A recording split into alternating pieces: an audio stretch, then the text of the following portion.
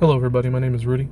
I also go by Post Plays on YouTube or Post Nostalgos on YouTube, which is the YouTube channel I'm going to upload this video on. And this is a response video to Matt McKinley, Quantum of Conscience, over the Magenta presentation that he heard about, as opposed to the Emerald Green presentation. And there's some confusion on the primary colors being cyan, magenta, and yellow, which, and I'm with you on this. We were taught it was yellow, red, and blue as the primary colors, and the main issue is this is something that we've been taught as children when working with pigments like ink and acrylics, watercolor, and when we're actually working with the way light works, which the light, on the light spectrum, the primary colors are red, green, and blue, that I'm circling right here. Okay, red, green, blue. So those are the primary colors, even though we've been told all our lives that the primary colors are red, blue, and yellow, which is a lie. Those are secondary colors on the light spectrum, and that's also how pigments work. And that's where the confusion starts, because when you're talking about working with pigments like paint, you're also talking about the way light reflects off of material or anything. Anything your eyeball takes in is going to be on the light spectrum no matter what.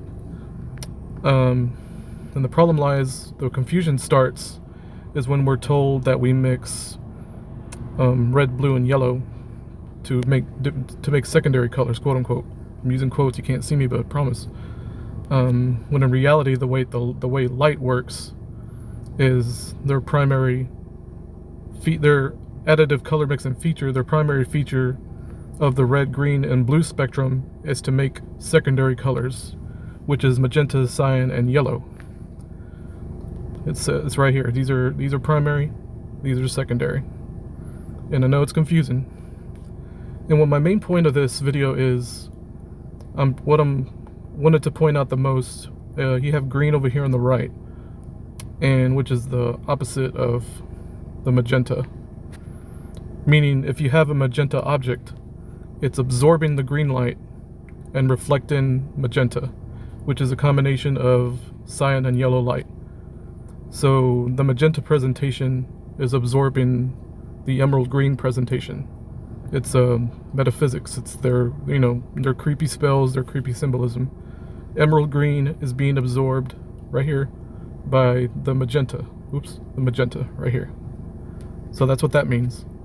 And I'm going to give, so once again, primary colors, red, green, and blue. I know it's not necessarily your point, or that wasn't really important. You had a lot of comments in the comments section attempting to explain it, but not really, because the process, this process of magenta, cyan, and yellow only applies to pigments and pigment mixing, because it's a subtractive feature of these secondary colors.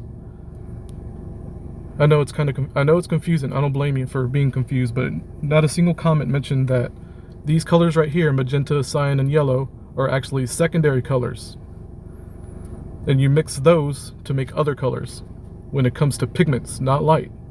It's very important. But when you talk about pigment, you can't help but talk about light, because light is being reflected and going to your eyeballs. Anyway, I'm going to show a quick video demonstrating it. I got a timestamp here. I got to go back. There we go. I'm going to show it. There's no, turn the sound down. There's your blue. There's your green. And there's your red. And there they are.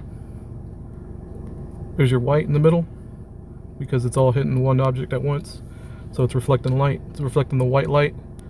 There's your emerald green. You can say your emerald green is the opposite right there of the magenta, because magenta is what's being reflected back into your eyeball to create magenta is this cyan and blue right here. I'm sorry, cyan and yellow.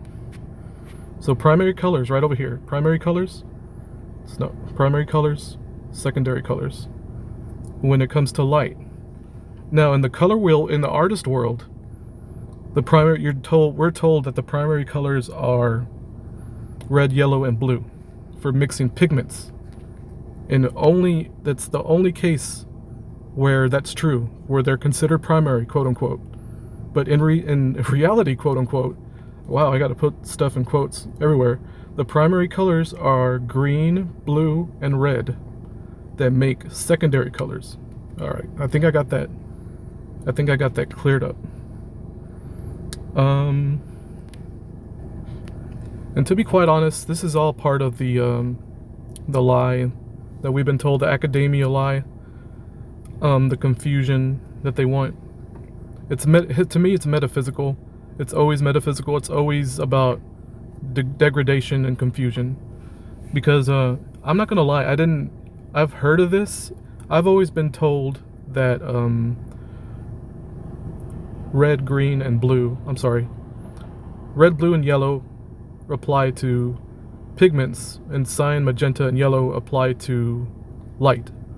I remember hearing that once, and it's kind of stuck with me, even though that's incorrect, as I just demonstrated for the past 5 minutes.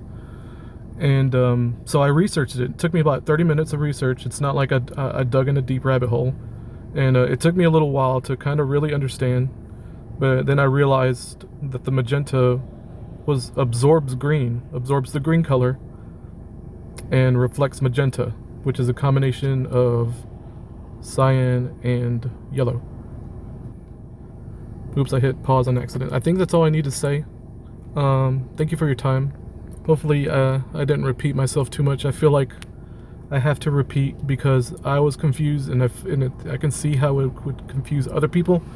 And like I said, the comment section wasn't helping. They were kind of giving you a hard time about it, when it's understandable that how confusing it is, because I was confused. But I think I'm pretty sure, like 99% sure, that I understand this now. If you got any questions, just shoot me an email, leave a comment, whatever. Have a good day.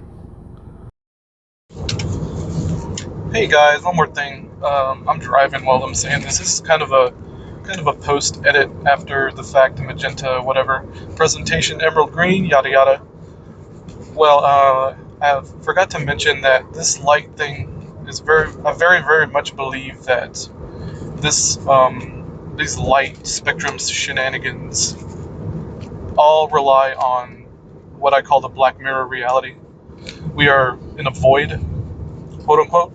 I think this reality is entirely a void, and the illusion kickstarts not only with what the white bright light, but it also kickstarts because of our senses, our ability to see light and touch and feel and all that good stuff. So our existence kickstarts the reality, in my opinion, because without us, it would be an entirely black void, which it is a black void, until the light shines on it. You can interpret that however you want. Thank you.